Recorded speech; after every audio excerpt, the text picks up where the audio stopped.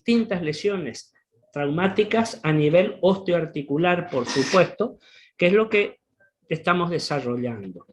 Si nosotros hablamos de lesiones traumáticas, fíjense, primero tendríamos que definir, todos lo sabemos igual, lo recordamos, que es un traumatismo. Acá esta definición es tomada del diccionario y nos dice: traumatismo es una lesión física causada por una acción violenta, disruptiva o por la introducción en el cuerpo de una sustancia tóxica. Obviamente, desde el punto de vista en que nosotros lo abordamos, se aplica la primera parte, digamos, de esta definición. Una lesión física causada por una acción violenta, disruptiva. Disruptiva quiere decir que interrumpe, que corta, que, digamos, es un poco después el término de solución de continuidad que vamos a utilizar para las fracturas. La otra parte no se aplica a lo que nosotros estamos viendo. Ahora, si nosotros hablamos de una lesión típica de tipo traumático, obviamente lo primero que nos va a venir a la cabeza es el término de fractura, como resultado de un traumatismo. Obviamente, no necesariamente quiero decir que todos los traumatismos terminen en una fractura, por supuesto. Pero cuando yo hablo de una lesión traumática en un hueso, lo primero que pienso es en una fractura.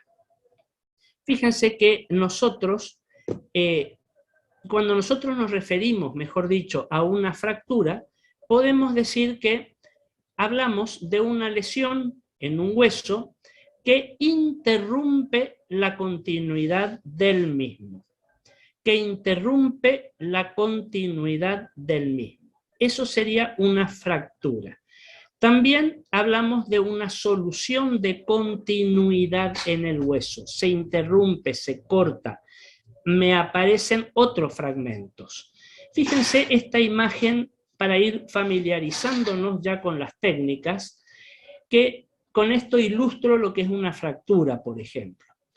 Para que nos ubiquemos anatómicamente, nosotros acá estamos viendo una cintura pelviana o una pelvis ósea. Esto no es un esquema, esto es una imagen real, trabajada con un procedimiento que se llama reconstrucción en 3D. Es decir, al paciente se le va a hacer una tomografía computada de multicorte o muchos cortes, digamos. Con esa tomografía donde se hacen una gran cantidad de cortes, vamos a ver que es como que nosotros deconstruimos toda la estructura que estamos analizando, la pelvis en este caso. Deconstruimos, les dije, no destruimos. Si yo deconstruí esa imagen, es como que la desarmé, y mediante la computadora del equipo, esa computadora reconstruye esa estructura anatómica que estamos analizando. Y nos da esta imagen, que fíjense, es una imagen, observenla, tridimensional. Por eso se llama este método reconstrucción en 3D. ¿Qué quiere decir eso? Fíjense que cuando nosotros miramos una radiografía de las tantas que vimos, la radiografía, la tomografía computada también, la resonancia también, son imágenes bidimensionales, es decir, que abordan dos dimensiones, un ancho y un alto. Si yo digo una reconstrucción en 3D, fíjense, a esas dos dimensiones que son el ancho y el alto, estoy sumando una tercera dimensión, que es la profundidad, o esa sensación volumétrica, digamos. Fíjense ustedes en esta imagen. Por ejemplo, observen la hemipelvis derecha primero. ¿Qué vamos a encontrar en esa hemipelvis derecha? Dije bien. Fíjense las estructuras anatómicas. Observen primero la anatomía. Esto es una cintura pelviana donde tenemos por detrás el sacrocoxis, ya lo vimos cuando analizamos la parte de columna vertebral, es decir, la última porción de la columna vertebral, con las características que conocemos en este sector, que es la no movilidad, es decir, una región de cierre. Fíjense que después tenemos acá, y acá del otro lado, las articulaciones sacroilíacas que nos van a dar este gran hueso que conforma casi la totalidad de cada una de las dos hemipelvis, que es el hueso coxal, en sus tres porciones. El ilion, acá, o ala ilíaca, el isquion, que va a estar relacionada a esta gran articulación activa, móvil, condilar, etcétera, que es la articulación coxofemoral o articulación de la cadera, y por delante el pubis, la rama pubiana del lado derecho y del lado izquierdo. Entre las dos, esta articulación de tipo sinfisiario es una sínfisis, que es la sínfisis pubiana. Es decir, la unión de las dos ramas pubianas. Es una articulación pasiva, no tiene movilidad, es una articulación de cerramiento o de sujeción. Fíjense que acá en el medio me va a quedar delimitado este espacio que se llama pelvis menor o también se llama estrecho interno pelviano, y en la mujer es lo que se va a llamar el canal del parto. ¿De acuerdo? Muy bien, comparen la hemipelvis derecha y la integridad de todas sus partes óseas y fíjense, compárenla por favor con la hemipelvis izquierda. Fíjense que esta hemipelvis izquierda, fundamentalmente en su región ilioisquiática, nos muestra una serie de trazos fracturarios, es decir, múltiples fracturas. Seguramente este paciente tuvo algún traumatismo de pelvis con la consiguiente fractura pelviana. La reconstrucción en 3D, que es la que nosotros estamos viendo acá, nos va a servir para detallar más cuestiones. Hay trazos fracturarios que por ahí en una radiografía simple no van a aparecer. En una reconstrucción en 3D sí los podemos llegar a ver muy bien. Esa es un poco la razón de hacer esta reconstrucción en 3D. Entre otras cosas, obviamente, no es la única indicación que vamos a tener. Fíjense que nosotros, cuando hablamos de fracturas, como estas múltiples fracturas que tenemos acá, lógicamente que vamos a hablar de distintas clasificaciones de fracturas. Hay una enorme cantidad de tipos distintos de fracturas. Vamos desde lo más simple, después vamos a ir viendo los otros tipos. Lo más básico, lo más elemental, digamos, va a ser la fractura que vamos a llamar cerrada, o también llamada fractura simple. El hueso se rompe, pero la piel permanece intacta, o las partes blandas permanecen intactas. Fíjense que para poder observar y conformar, verificar esta fractura, que ustedes piensen, necesitamos obviamente de una radiografía. Porque nosotros, si la piel está intacta, está cerrada, no hay herida, no vemos el hueso fracturado. Podemos suponer, sí, por los antecedentes, por los síntomas que tiene esa fractura, que ya los vamos a ver después, por la clínica que me presenta esa fractura, pero yo no tengo una imagen objetiva de la fractura. Tengo que hacerle una radiografía. Fractura cerrada, no hay boca abierta, no hay herida de partes blandas. ¿Por qué les dije también se llama fractura simple? Porque el único componente que se perjudicó, que se lesionó, es el hueso. ¿De acuerdo? Es la fractura más frecuente y es la fractura que en general, si no tiene otra complicación, que ya vamos a ver cuáles pueden ser, tiene asegurada una buena evolución, tiene un buen pronóstico. llevando a cabo las medidas terapéuticas necesarias, lógicamente. Ahora, si hablamos de fracturas cerradas, vamos a hablar también de fracturas abiertas. ¿Qué es una fractura abierta? Aquella en la cual el hueso se va a romper, obviamente es una fractura, va a atravesar la piel y se va a hacer visible. O el paciente presenta una herida profunda a través de la piel y de las partes blandas, y a través de esa herida, por decirlo de alguna manera, en el fondo vemos al hueso fracturado. Ya vamos a ver ejemplos. Se llaman fracturas abiertas porque tienen una boca de entrada, una herida, una abertura. También se van a llamar fracturas compuestas, las otras eran simples, estas son compuestas, porque tienen el componente óseo, fracturado, y tienen el componente de partes blandas, que también están comprometidas.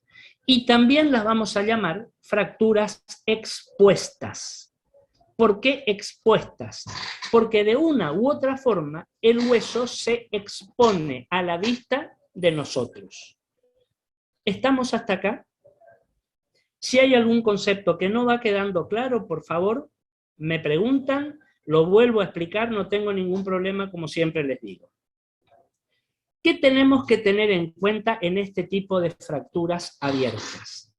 ¿Cuál es el fantasma que nos da vuelta arriba de las fracturas abiertas? La infección. Es contra lo que tenemos que luchar y tratar de que no aparezca. Y si aparece, estar con toda nuestra artillería preparada para combatirla. ¿Por qué la infección? Y porque yo les dije, hay una herida de por medio. Partes blandas que se lesionaron. Y piensen algo, como yo siempre les suelo decir. Una persona no se fractura en un quirófano, en un lugar que esté aséptico. Se puede fracturar en cualquier lugar, en la calle, un accidente automovilístico, en la vía pública, en su casa inclusive, y siempre hay elementos contaminantes. Yo les aseguro que más de una vez, por ahí si están en una guardia o lo que fuera, a lo mejor ya lo vieron, va a llegar un paciente accidentado, traumatizado, con una fractura expuesta, que van a encontrar la zona de la fractura llena de barro, de suciedad, de agua sucia, de restos de yuyos, en fin. Todos esos, piensen ustedes, son elementos contaminantes. Entonces hay que tratar desde el vamos como que estuviera infectada. Es decir, hacer una buena cobertura antibiótica. Yo no les voy a hablar de eso, eso les dará el traumatólogo. ¿Por qué esa necesidad de no dejar avanzar este posible proceso infeccioso? Porque el hueso, recuérdenlo, no sabe defenderse adecuadamente de la infección y tiene un porcentaje interesante de complicaciones. La osteomielitis, por ejemplo, que es la infección del hueso y de la médula ósea. Entonces, hay que estar preparados para todas esas circunstancias. Ni hablar si el paciente es un diabético, por ejemplo. El paciente, además de esa situación, tiene serios trastornos muchas veces, sobre todo en diabetes avanzadas, de los procesos de cicatrización. Entonces puede llegar a haber un estado de putrefacción del hueso, una osteomielitis, que inclusive puede llegar a terminar en la amputación del miembro, o del dedo, o del pie, o de lo que fuera. Entonces hay que tratar de evitar todas esas circunstancias. Eso en cuanto a este tipo de fracturas, como yo les digo, abiertas o cerradas. Y también por acá, esperen, no era esta la imagen que les quería poner, vamos a esta otra primero. Hay un tercer tipo en este primer grupo, que es la llamada fractura en tallo verde. ¿Qué quiere decir esto? Fíjense la definición.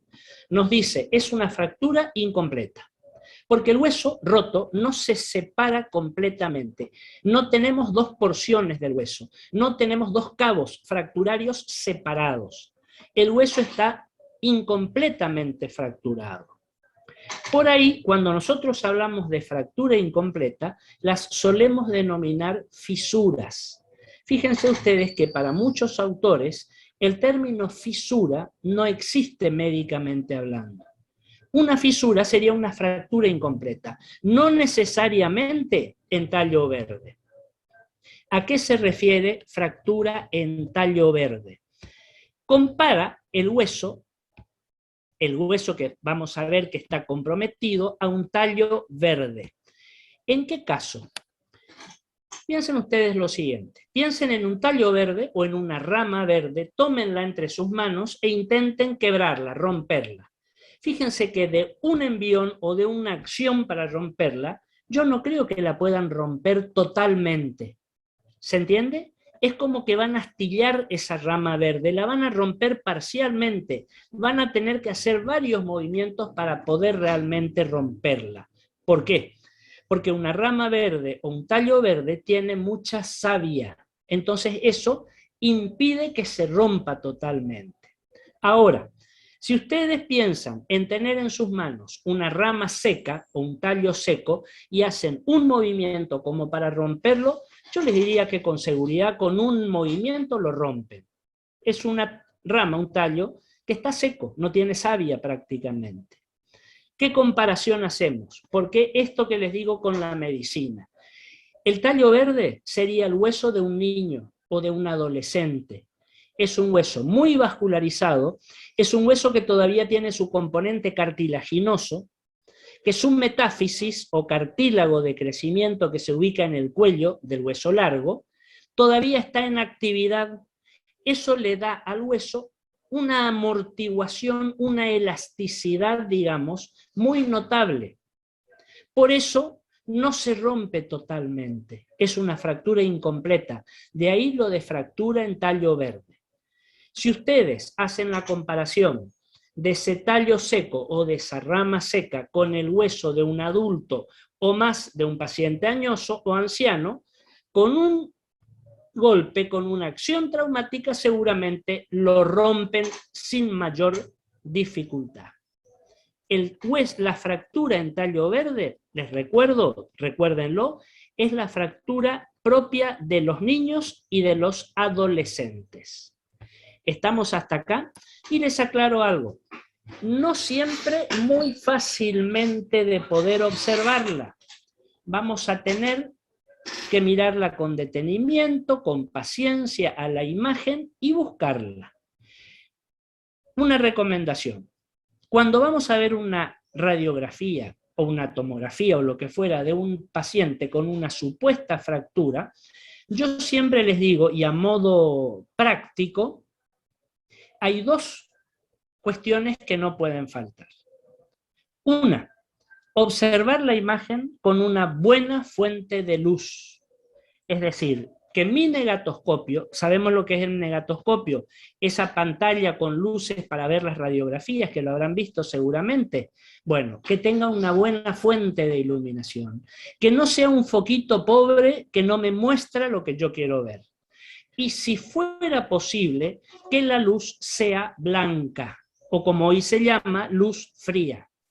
Ese tipo de luz produce mejor contraste al proyectarnos la imagen. Uno, la fuente de luz. Segunda cuestión. Tengamos siempre una lupa a mano. No se olviden de esta cuestión. Tengamos siempre una lupa a mano. Yo habitualmente en mi escritorio, como ustedes ven acá, tengo una lupa, una lente de aumento con la que miro la radiografía y la voy mirando paso a paso. Esto nos ayuda muchísimo. Hay fracturas que son muy evidentes y que a simple vista las vamos a ver, por supuesto. Pero hay otras fracturas chiquitas, pequeñitas, que están en algún lugar del hueso como ocultas, como escondidas, que no vamos a tener la facilidad inmediata de poder diagnosticarlas. ¿De acuerdo? Ahora, fíjense que otra manera de clasificar, o redondeando lo que estamos hablando, mejor dicho, tenemos este esquema. Son esquemas, son dibujos para ir ilustrando, digamos, lo que estamos hablando. Fíjense la primera imagen que tenemos, si vamos de izquierda a derecha, esta sería la representación esquemática de una fractura cerrada o simple. El hueso roto, acá tienen el trazo fracturario, la solución de continuidad, pero las partes blandas, los planos musculares, el celular subcutáneo, la piel, etcétera, indemnes. No tienen ningún tipo de lesión. Yo les diría, si nosotros tenemos que fracturarnos, seguramente vamos a querer que nuestra fractura sea de este tipo. Segunda imagen, la fractura abierta o compuesta, o también llamada fractura expuesta. Fíjense, el hueso se rompió, tenemos una solución de continuidad bien manifiesta, y uno de los cabos del hueso perforó las partes blandas, cortó las partes blandas. Hay huesos que al romperse quedan con un borde muy afilado. Y si a eso sumamos que en esa zona anatómica, por ahí, no hay un buen panículo muscular o adiposo, el hueso está muy cercano a la piel o al celular subcutáneo, lo puede romper, lo puede cortar con facilidad. Compuesta porque tiene el componente óseo y el de la lesión de las partes blandas. Recuerden lo que decíamos recién del tipo de la infección. Podemos hablar de muchas otras cuestiones en cuanto a la clasificación. Fíjense que esta, por ejemplo, es una fractura que está bien alineada, porque este hueso, en la primera imagen, no perdió su eje de alineación. Sigue con su mismo diseño, con su misma arquitectura. Pero fíjense que esta otra fractura que está acá esquematizada está desalineada. Ese hueso perdió su eje longitudinal. Seguramente antes de inmovilizar al paciente hay que hacer lo que vamos a llamar la reducción de la fractura. ¿Qué es reducir la fractura? Alinear ese hueso, que si sus cabos fracturarios estaban o separados, o alejados, o cabalgados, o distraídos, ponerlos en su sitio y después recién inmovilizar, para que el callo óseo se forme adecuadamente. ¿Qué es el callo óseo? Es la cicatrización de la fractura. El hueso va a producir un callo, tiene distintas etapas, hasta llegar al callo óseo maduro, cuando el hueso terminó de consolidar la fractura, terminó de sintetizar esa fractura. Según el trazo, y esto lo vamos a volver a ver después, pueden ser fracturas transversas cuando la dirección de la fractura, fíjense, es transversa al eje largo del hueso. Pueden ser fracturas longitudinales cuando el trazo fracturario sigue el eje longitudinal. Pueden ser fracturas oblicuas cuando tienen una oblicuidad. Pueden ser fracturas espiroideas o en espiral cuando la fractura es como que marca una espiral o una hélice alrededor del hueso. Todo esto tiene que ver con las acciones traumáticas o las fuerzas traumáticas que produjeron la fractura, y con el tipo de hueso que estamos hablando, y con las líneas de fuerza del hueso, que ya las vamos a ir viendo. Ejemplo siguiente, esquema siguiente, la fractura en tallo verde, la que es incompleta, la que es característica de los niños y de los adolescentes. Fíjense, un hueso que se rompe parcialmente, pero no del todo. Recomendación para la fractura en tallo verde o cualquier otra. Cuando vamos a radiografiar un miembro o un hueso o una región anatómica en la que sospechamos que hay una fractura, siempre, recuérdenlo, siempre por lo menos 2 proyecciones. ¿Qué es lo que habitualmente hacemos? Un perfil y un frente. Un frente y una oblicua, la que a ustedes les parezca. Pero no nos quedemos con una sola proyección, porque a lo mejor en una sola proyección podemos no ver la fractura, o podemos no llegar a concientizar o a evaluar la dimensión o la gravedad de la fractura. Siempre 2 proyecciones, no se olviden. Finalmente, en este otro esquema, algo que se nos presenta como fractura conminuta.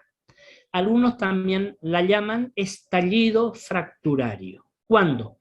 Cuando, fíjense, el hueso se fractura, sí, pero no hay un trazo o una sola solución de continuidad y el hueso se separa en 2.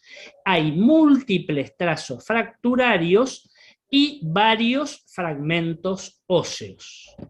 son fracturas que algunas veces son de resolución quirúrgica primero. Es como si fuera un rompecabezas el hueso y hay que volver a armar ese rompecabezas y después recién proceder a la inmovilización.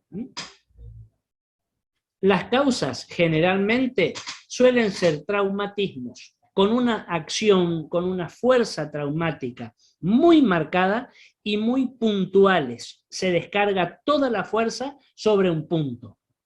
Ejemplo, voy a poner un clavo en la pared, se me corre el clavo y me martillo el dedo, por ejemplo. La fractura de la última falange suelen ser de este tipo. Dejé el dedo y cerré la puerta del auto, por ejemplo. El paciente que venía con una garrafa de gas y se le cayó sobre el dedo gordo del pie, por ejemplo. Es decir, traumatismos muy intensos en una zona muy localizada. O, por supuesto, los grandes politraumatizados. Es decir, politraumatizados en general de accidentes automovilísticos muy marcados, o la persona, el paciente, la víctima, que se arroja al vacío de una altura muy importante. Podemos llegar a tener todos los tipos de fracturas que ustedes se imaginen. Fíjense que un ejemplo, siempre lo suelo traer a colación. El caso, yo estaba recién, había comenzado después de terminar la residencia, estábamos en una guardia, y trajeron a una paciente que estaba ya prácticamente en las últimas, que se había tirado del puente Corrientes Chaco. Si ustedes lo conocen, yo vivo en Corrientes. Por supuesto que falleció a las pocas horas. Tenía innumerables fracturas. Pero fíjense lo que puede hacer la acción traumática, que esta mujer, una mujer de mediana edad, tenía inclusive, cuando se hace la autopsia después del fallecimiento, lógicamente, tenía hasta estallido de ovarios. Fíjense la fuerza, la acción traumática, lo que es capaz de realizar. Todos sabemos, y los que estudian criminología o medicina o radiología forense, saben que pasando determinada altura, determinada cantidad de metros, aunque sea el río, aunque sea una superficie de agua, prácticamente actúa como que fuera un sólido al golpear el cuerpo contra esa superficie. Entonces, las fracturas conminutas son las fracturas propias de los estallidos fracturarios, de los grandes traumatismos. A modo de ejemplo, fíjense, vamos a ver una imagen donde tenemos una fractura cerrada. Vamos a ubicarnos primero dónde estamos parados, qué estamos viendo, digamos, qué región estamos viendo. Habrán identificado, es una radiografía de la región de la rodilla, en proyección de frente, en este caso.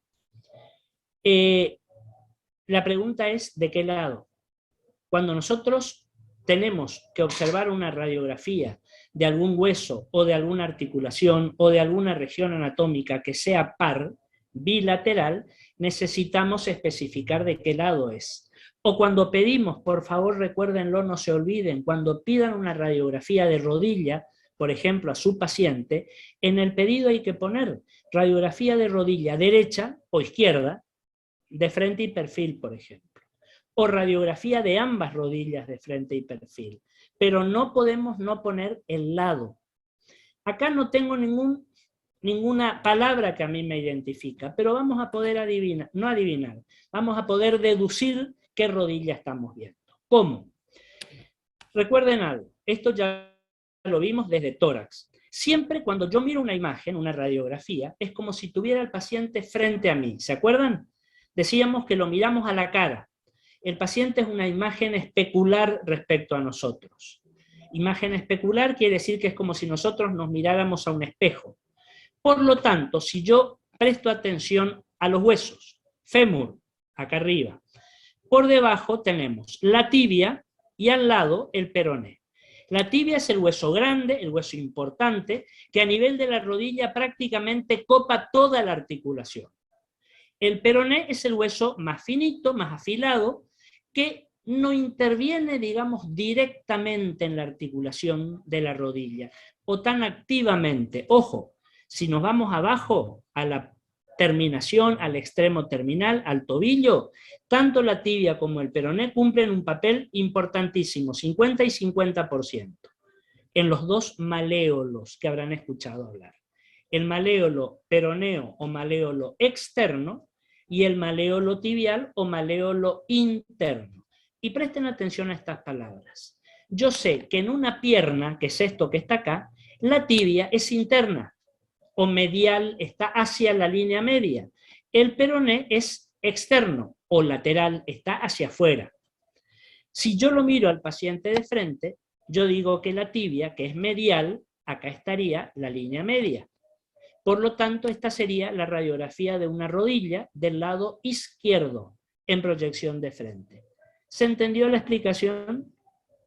Fíjense que acá también tenemos una radiografía de frente, porque esto no es un perfil, pero fíjense cómo me varía la imagen de la pierna. ¿Por qué? Porque las fracturas que tiene este paciente acá hace que la pierna gire, por así decir, sin control. ¿De acuerdo? Eso vamos a ver en las fracturas de pierna, vamos a ver en las fracturas de tobillo, en las fracturas bimaleolares, donde nos llega el paciente con el pie colgando, el pie péndulo. El paciente no puede hacer este movimiento, no puede elevar el pie, porque los dos maléolos se rompieron. Entonces el pie aparece colgando, en una posición que la vamos a llamar indiferente. ¿De acuerdo? Entonces, fíjense, acá vemos el trazo fracturario. Esta imagen más radiolúcida, que la vemos por acá la vemos muy bien, esa es la solución de continuidad, la fractura. Y otro detalle, que no es tan detalle. Miren este contorno interno de la tibia, o este que está acá, que es el mismo. Fíjense que tiene una conformación de ángulo muy marcado, es casi un ángulo recto. Ningún borde óseo tiene este contorno en ángulo recto. Fíjense los otros que tenemos acá. Son contornos suaves, son contornos que tienen una ligera curvatura, pero nunca un quiebre como este que está acá. Eso nos hace pensar que a partir de este ángulo se produjo la fractura.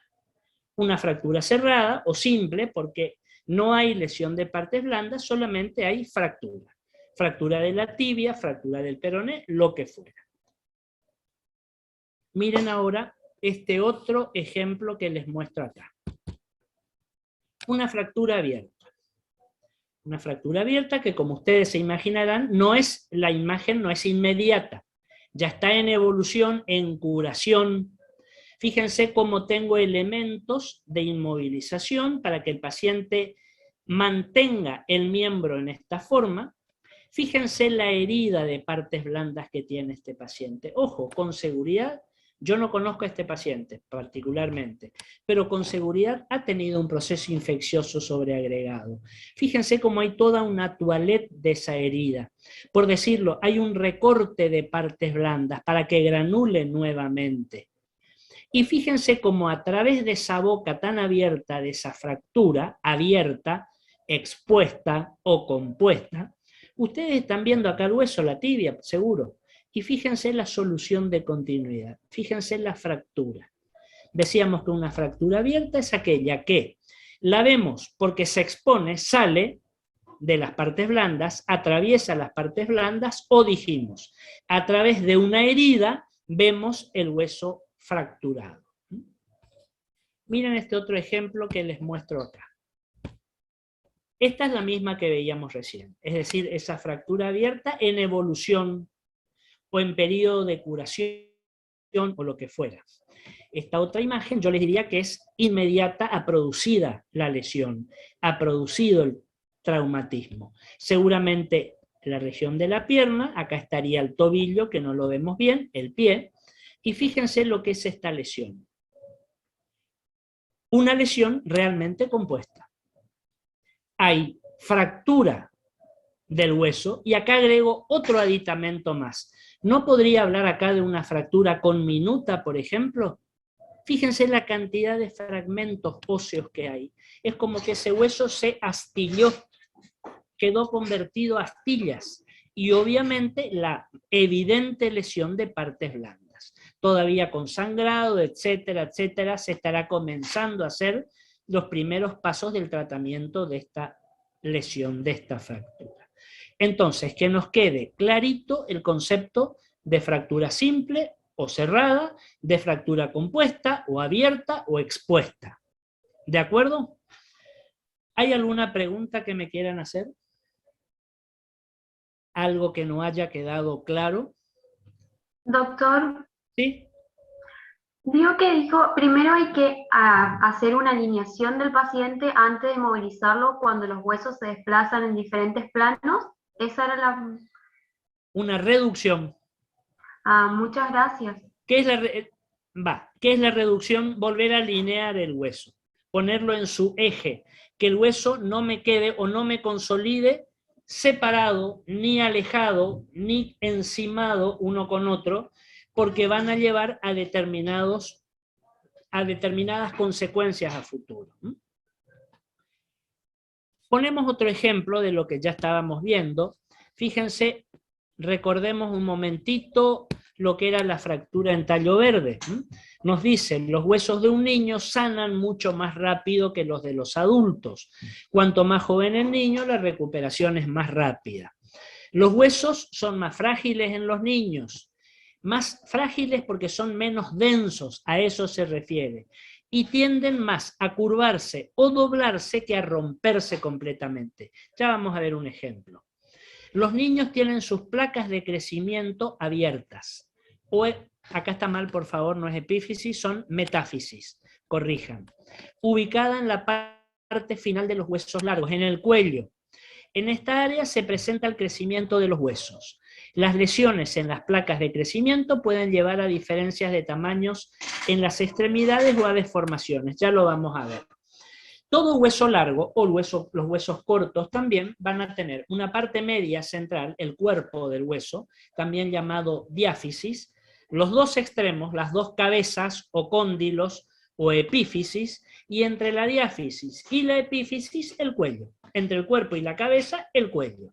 Ese cuello se va a llamar metáfisis. Ahí, entre la metáfisis y la epífisis, la cabeza, se va a encontrar el cartílago de crecimiento. Recuerden algo, nuestros huesos largos, característicamente de nuestros miembros superiores e inferiores, crecen en sentido encondral. ¿Qué quiere decir eso? Crecen a partir del cartílago de crecimiento, por acción de la somatotrofina, la hormona del crecimiento, etcétera, etcétera.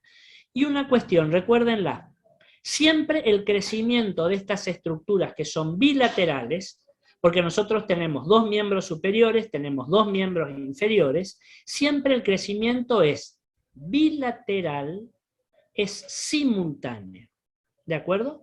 A nosotros no nos crece primero en longitud un miembro superior y el otro nos queda más cortito y después se empareja. No. El crecimiento de todas nuestras partes bilaterales, en condiciones normales, por supuesto, es simétrico y simultáneo. Crecen a la vez. Ojo, esto no aplicamos solamente a los huesos. Los huesos pueden ser el ejemplo más característico. Fíjense qué pasa con nuestras orejas, por ejemplo. Nuestras orejas crecen en forma bilateral, simétrica y simultánea. Fíjense lo que pasa con los testículos en el varón. Digo los testículos porque son órganos que están externos, que los podemos ver. Dentro de las bolsas crecen simultáneamente, simétricamente y a la vez. El hecho de que por ahí puedan no estar a la misma altura no es porque un testículo sea más grande o más chico que el otro. Esas son variantes de la normalidad que tienen que ver con la ubicación dentro de las bolsas. Vamos más adentro, con nuestros riñones pasa lo mismo. Los dos riñones crecen en condiciones normales, hablamos siempre, de manera simultánea, de manera bilateral, simétrica. Ya van a entender por qué hago esta aclaración por acá. Fíjense que acá nos dice que los huesos de un niño curan más rápido, forman su callo más rápido. Tendríamos que mencionar, por lo tanto, que hay factores en cada paciente que van a facilitar o van a complicar la curación de una fractura. La van a acelerar o la van a frenar. Uno es la edad. Paciente joven se cura de la fractura mucho más rápido. Un paciente mayor o añoso o anciano puede demorar largos tiempos en curar la fractura, por una cuestión del metabolismo del joven o el metabolismo del anciano. Una persona joven, un adolescente, ni hablar de un niño, tiene un metabolismo fundamentalmente o predominantemente anabólico. Produce, hace síntesis, suma. Un anciano tiene un metabolismo fundamentalmente catabólico. Los procesos de desgaste, de decadencia, etcétera, son más que los otros. ¿Qué otro factor va a influir en el tiempo de reparación de una fractura? La alimentación, por ejemplo. Un paciente bien alimentado, que tenga una dieta completa, surtida, variada, va a solucionar más rápido su fractura. Un paciente desnutrido o un paciente malnutrido demora la curación de la fractura. Fíjense que les dije desnutrido o malnutrido. No son sinónimos, ¿eh? Ojo, un paciente desnutrido consideramos a aquel que no tiene posibilidades económicas de hacer una dieta completa, rica, equilibrada. Un paciente malnutrido es aquel que no sabe nutrirse, independientemente a que tenga o no tenga posibilidades económicas. No sabe plantarse y seguir un plan de nutrición como debe ser. No tiene una dieta completa, no tiene una dieta surtida, no tiene una dieta variada. El ejemplo de las personas que viven eternamente con regímenes para adelgazar. En algunos casos, criminales. Es decir, yo estoy bien, estoy flaco o estoy flaca, pero mi almuerzo es una ensalada de lechuga y una zanahoria hervida. Y a la tarde tomo un jugo de naranja o un vaso de leche descremada. Y a la noche algo similar al mediodía. Ese es un paciente malnutrido, que a lo mejor tiene posibilidades de comer bien, pero no lo hace.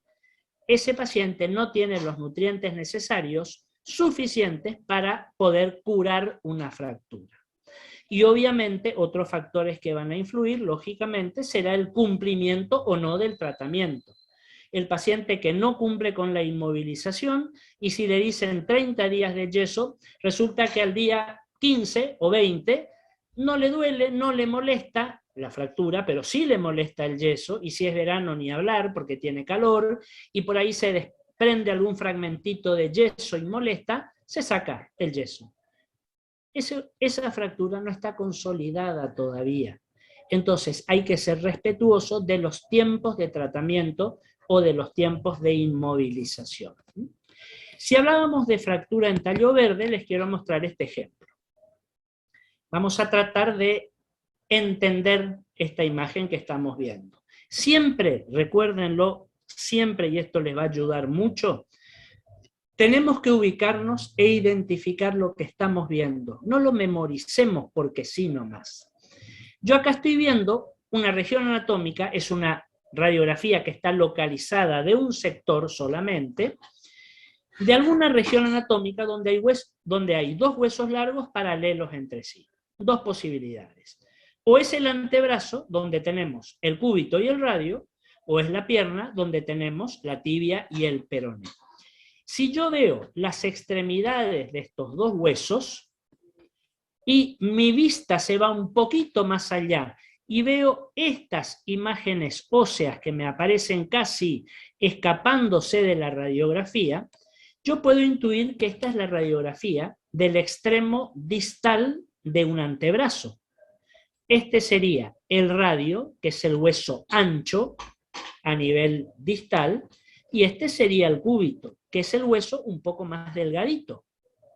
Y estas piecitas óseas que aparecen acá como separadas, con seguridad pertenecen a los huesos del carpo, a los huesos de la muñeca, a la fila proximal, a la primera fila de los huesos del carpo. Ya vamos a ver después esa cuestión. Y si yo me acuerdo cómo se hace esta radiografía, puedo inclusive determinar de qué lado estoy hablando. Recuerden algo, el codo y el antebrazo se radiografían con la mano en supinación. ¿Qué es decir mano en supinación? Palma de la mano hacia arriba. Ahora, el carpo y la mano se radiografían siempre con la mano en pronación, apoyando sobre el chasis. Por eso, la incidencia del codo o del antebrazo se suele decir, digamos, que va desde la cara interna a la cara externa. En supinación la mano. Y ustedes me dirán, ¿por qué el codo y el antebrazo, la mano en supinación?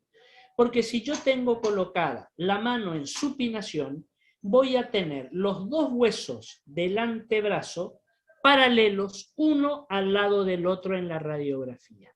Si yo prono la mano y radiografío el antebrazo de esa manera, en algún sector, seguramente el proximal, voy a tener un entrecruzamiento de estos dos huesos. Y no vaya a ser que justamente el tracito fracturario se encuentre en esa zona donde se me cruzan visualmente los huesos y no lo veo. ¿Por qué la muñeca y la mano en pronación? Porque si yo le pido al paciente que apoye, que prone la mano sobre el chasis, la deja quieta, no la mueve. Si yo le hago apoyar la mano en supinación, el paciente tiende a hacer este movimiento. ¿De acuerdo? Ahora la pregunta es, ¿cómo hago para no confundir lo que es supinación, palma de la mano hacia arriba, con lo que es pronación, palma de la mano hacia abajo? Acuérdense de algo fácil. Supinación viene de un verbo latín que es supinare. Y supinare o supinar en latín quiere decir pedir. ¿Cómo pido algo yo? Con la mano, con la palma hacia arriba. Lo contrario, palma hacia abajo, pronación. Entonces, si yo digo, esto que estoy viendo es el antebrazo, y al antebrazo lo radiografío en supinación, yo estoy viendo desde arriba, desde la supinación, el antebrazo, yo sé que en posición anatómica el radio es externo, el cúbito es interno. ¿Por qué les digo posición anatómica? Todos sabemos cuál es la posición anatómica, ¿verdad? Paciente de pie frente a nosotros, brazos en distintas aperturas a los costados del cuerpo, pero fíjense cómo tengo la mano en supinación, la mano hacia el frente. ¿Cuál es la posición anatómica? El hombre de Vitruvio. ¿Conocen esa obra? Una obra que en realidad es un ensayo preparativo para una pintura que lo hizo Leonardo da Vinci en el Renacimiento. ¿Habrán visto el Código da Vinci, la película? O si leyeron el libro, fíjense que el ícono del Código da Vinci es el hombre de Vitruvio, que es ese hombre, digo hombre, no estoy haciendo distinción de género, es un hombre porque si ustedes búsquenlo, googleenlo, van a ver que tiene los genitales externos y los ven, por eso es el hombre de Vitruvio. Tiene los miembros superiores y los miembros inferiores en distintos grados de apertura. Esa posición en que Leonardo, allá hace siglos, en el Renacimiento, hizo este esquema, se considera la posición anatómica. ¿Y por qué esa figura, por qué esa obra y no otra? Porque si hubo alguien que manejó a la perfección las relaciones anatómicas del cuerpo humano, esa persona fue Leonardo da Vinci, porque además de ser artista, pintor, arquitecto, también tenía avanzados conocimientos de anatomía. Entonces, si yo me acuerdo que esto está en posición anatómica, en supinación, lo miro desde arriba, voy a decir, esta es la radiografía del extremo distal del antebrazo del lado izquierdo. ¿Por qué?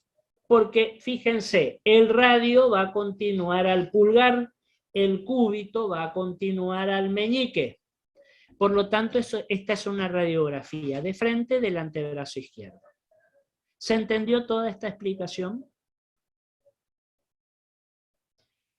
Observen algo. Yo quiero que ustedes me digan, o pienso, que lo primero que les habrá llamado la atención a ustedes habrá sido esta imagen que hay por acá, y fíjense esta imagen que hay por acá. Una solución de continuidad, una fractura del extremo distal del radio y del extremo distal del cúbito, no, de ninguna manera. Esto que ustedes están viendo acá es el cartílago de crecimiento, el cartílago de la metáfisis. Recuerden algo, y esto lo sabemos desde tórax, desde que vimos costillas. Los cartílagos no tienen presencia radiológica. ¿Por qué razón? Porque el cartílago, el que fuera, no tiene densidad propia suficiente para aparecer en una radiografía. Cartílagos costales, cartílagos de crecimiento, meniscos, lo que fuera. Entonces, sí puedo decir que este chico o esta chica está en periodo de crecimiento y desarrollo, porque sus cartílagos todavía están abiertos. ¿Qué quiere decir abiertos? ¿A qué decimos, a qué llamamos cartílagos abiertos? Que están funcionando todavía, están haciendo crecer a este paciente. Pero yo les puse esto como ejemplo, miren el título, de fractura en tallo verde. ¿Dónde está la fractura? Acuérdense, buena luz, lupa. Si por ahí alguno de ustedes de casualidad tiene una lupa a mano, por favor, como tengo yo la mía, pónganla sobre la imagen, hagan esa prueba. Después esto lo van a tener ustedes en la plataforma. La doctora Bonger les va a subir todo esto. Y fíjense que ahí la van a poder evidenciar mucho mejor a la fractura. ¿Dónde está la fractura? Vamos al radio. Miren acá. Fíjense esta imagen casi imperceptible. ¿La llegan a ver? Como una pequeña fracturita, una pequeña solución de continuidad. Acuérdense lo que les dije, buena luz y lupa. Pero que si yo sigo este tracito, no llega al otro lado, se pierde en el parénquima óseo, fractura incompleta. Pero fíjense que el periósteo de este lado está interrumpido. Ustedes este leve trazo radiolúcido ven que acá corta el periósteo, pero no lo hace del otro lado, no llega al otro lado. Del otro lado, si yo lo miro con mucho detalle, voy a ver que a la misma altura donde está esa fractura en tallo verde, hay como un ligero engrosamiento a este nivel, como una muy leve, muy pequeña pancita del periósteo. ¿De acuerdo? Eso es lo que se llama arrugamiento perióstico, porque es como que ustedes este radio lo tomaron y trataron de quebrarlo. Se rompió en parte y en la otra parte no se rompió, se arrugó un poquito. Fracturas, les aclaré al principio, que muchas veces son bastante complicadas de ver. Ya vamos a ver después, hay huesos, hay regiones muy críticas, donde inclusive vamos a realizarle proyecciones especiales radiológicas, para ver si nos aparece esa fractura que estamos buscando. ¿Por qué la buscamos? Y bueno, porque el chico tuvo el antecedente, tuvo el traumatismo, tuvo la caída, tuvo el golpe, lo que fuera. Le duele, tiene síntomas en esa zona, signos que ya vamos a estudiar después. La fractura tiene que aparecer. Si no podemos con ninguna proyección radiológica especial, le podemos hacer una tomografía de esa región. Y es como que desarmamos ese hueso en muchas láminas para ver si aparece la fractura. Y de última, como suelen decir muchas veces los traumatólogos, si el chico tiene el antecedente traumático, le duele, tiene signos de una fractura, pero en la imagen no la veo, lo trato como que fuera una fractura. Suelen decir, más vale una inmovilización de más que no una inmovilización de menos. Porque si no se inmoviliza, esa fractura puede no curar o puede curar mal y el chico puede tener a futuro serias consecuencias. Eso es lo que yo les puedo decir respecto a la fractura en tallo verde propia, perdón, no es esto lo que les quería mostrar, propia del niño o del adolescente, habíamos dicho. ¿Alguna pregunta hasta acá? Bueno, vamos a hacer nuestro intervalo cortito. Les dejo esta imagen, ya que apareció, se las dejo acá para que si quieren puedan ir viéndola y ahora la explicamos. ¿Hay alguna pregunta? ¿Alguna duda? ¿Algo que quieran que vuelva a aclarar o a explicar? Díganmelo, no tengo ningún inconveniente. Nos encontramos en unos minutos.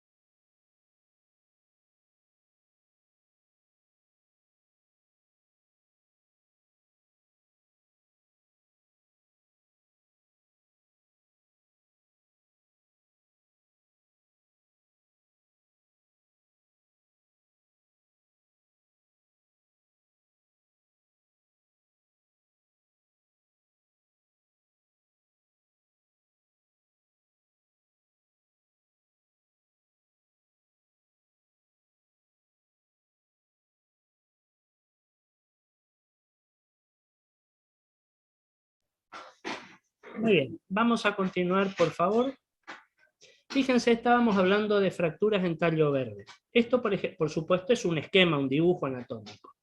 Fíjense que acá tenemos ejemplificada una fractura en tallo verde del extremo distal del radio. Una fractura incompleta, perfectamente. Ahora, yo quiero que ustedes vean esta otra fractura que hay por acá, que aparece, como me dice, a través de la placa de crecimiento. Todo esto que ustedes ven acá coloreado en celeste, acá también, son los cartílagos de crecimiento, los cartílagos metafisiarios. Entonces, fíjense, esta fractura está cruzando o está atravesando la placa de crecimiento. ¿Por qué ponemos esto? Porque es una situación de alarma para el médico, o no sé si de alarma o de control, es decir, es un paciente que lo tenemos que seguir de cerca. ¿Por qué razón? Por lo siguiente, esta fractura que está atravesando la placa de crecimiento puede curar sin ningún problema, sin ninguna consecuencia, sin ninguna secuela, independientemente de que el cartílago de crecimiento siga funcionando normalmente, o puede patológicamente interferir en la actividad del cartílago. Y ahí se plantearía el inconveniente. ¿De qué manera puede interferir en la actividad del cartílago? Lo puede estimular que ese cartílago crezca más, o, lo que suele ser más frecuente, lo suele frenar, es decir, detiene la actividad o casi la detiene a la actividad de este cartílago. Piensen en lo siguiente. Esta fractura corresponde al extremo distal del radio. Puede ser del radio, del cúbito, puede ser del húmero o puede ser de los huesos del miembro inferior, del fémur, de la tibia, del peroné. Si a mí esa fractura me interfiere en el desarrollo, en la actividad del cartílago y lo frena, lo detiene, ese miembro va a crecer menos y vamos a tener una diferencia de longitud entre el miembro de un lado y el miembro del otro. Si eso sucediera a nivel del miembro superior, no suele haber demasiado inconveniente. Más que nada sería una cuestión estética, si se quiere. Ahora, si eso sucede a nivel de alguno de los huesos largos del miembro inferior, sobre todo fémur o tibia, porque el peroné no participa de la misma manera que la tibia en cuanto a la estática y a la longitud, vamos a tener un miembro más corto que el otro. Para poder elaborar esa situación o para poder diagnosticar esa situación, le vamos a tener que pedir al paciente lo que se va a llamar una radiografía de pelvis, cuando es miembro inferior, de pelvis de frente nivelada, paciente de pie y descalzo. Y vamos a evaluar a qué altura están las dos crestas ilíacas. Normalmente deben estar a la misma altura. Ahora, si yo tengo que este miembro detuvo su crecimiento, va a estar por debajo de esta otra cresta ilíaca. Va a haber un desnivel pelviano. Eso lo estudiará muy bien el traumatólogo o eventualmente el ortopedista. Porque si no crece más, a ese paciente que tiene ese lado de menor longitud, habrá que pensar en un suplemento, en una plantilla, en una plataforma o lo que fuera. Y la altura de ese suplemento será la diferencia de altura entre ambas crestas ilíacas para nivelar las dos crestas ilíacas, para que los dos miembros inferiores tengan esa misma longitud. Si no, ese chico a futuro va a tener complicaciones. Pueden ser complicaciones a nivel de la rodilla, a nivel de la cadera e inclusive a nivel de la columna vertebral. Es un chico que nos va a comenzar con artrosis, por ejemplo, muy precoces. Cuando no tiene que tener signos de artrosis, por ejemplo, le hacemos una radiografía a los 30 años o a los 35 años y tiene un montón de signos de artrosis. Entonces, siempre estas fracturas que están interesando o están involucrándose en el cartílago de crecimiento, hay que controlarlas. Ese es un dato que lo tenemos que tener en cuenta porque no es un dato menor. Fíjense lo que habíamos visto hoy, los ejes de la fractura, una fractura transversa, como ustedes tienen acá, transversa al eje longitudinal del hueso, del fémur en este caso, una fractura oblicua, fíjense la trayectoria oblicua, O en este caso, una fractura que yo les comenté que se llama fractura espiral o espiroidea. Fíjense, yo la veo como una fractura oblicua, pero fíjense que hay una discoordinación, hay una falta de alineación del eje. Esta fractura se produce por un mecanismo espiroideo inverso. ¿Qué quiere decir? Es como si yo este fémur lo tomo de un extremo, lo tomo del otro y ejerzo, fíjense en mis manos, fuerzas rotacionales opuestas. Lo que yo hago cuando quiero retorcer una toalla, por ejemplo, que la ve para sacarle el agua. Esas fuerzas rotacionales opuestas, sumadas a otras que pueden ser de tracción, estiro, o pueden ser de compresión, comprimo el hueso, me van a dar este tipo de fractura espiroidea o espiral, que prácticamente, en la mayoría de los casos, me va a llevar a una reducción y a poner en eje, a alinear ese hueso previo a la inmovilización. Y un dato más, fíjense esta vértebra. La vértebra es un hueso especial, tiene un diseño especial. No es un hueso largo, no es un hueso corto, no es un hueso pequeño, no es un hueso plano. Está un poco dentro de ese grupo de huesos que tienen un diseño especial. El hueso coxal, el omóplato, la vértebra, el efenoides, por ejemplo. Y en el paciente que sufre un traumatismo de columna vertebral, no siempre el trazo fracturario es bien claro, está bien definido. Fíjense que yo acá tengo una solución de continuidad, pero puedo no verla en la radiografía como un trazo fracturario, como una imagen radiolúcida. ¿Qué tengo que ver? La forma de la vértebra. Y lo que puedo encontrar es una vértebra que tiene una forma, un formato diferente. Observen en este caso.